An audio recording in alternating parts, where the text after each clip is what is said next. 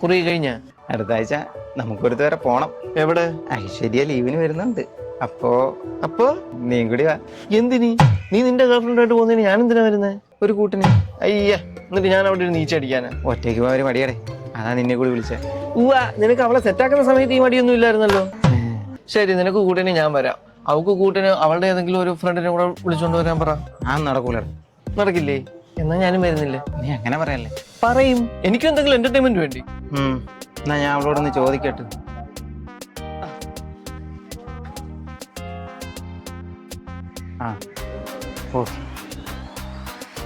എന്നാ ഞാൻ അവളോട് കാര്യം പറഞ്ഞിട്ടുണ്ട്. അവൾ അവിടെ ഒരു ഫ്രണ്ടിനെയും കൊണ്ട് വരും. പോരെ? Yes, that's my entertainment.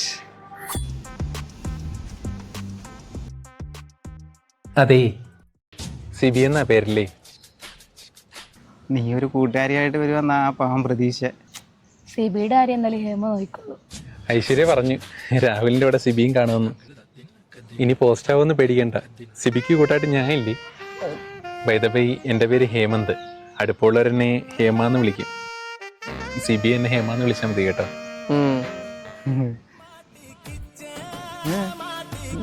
ചേട്ടപ്പത്തി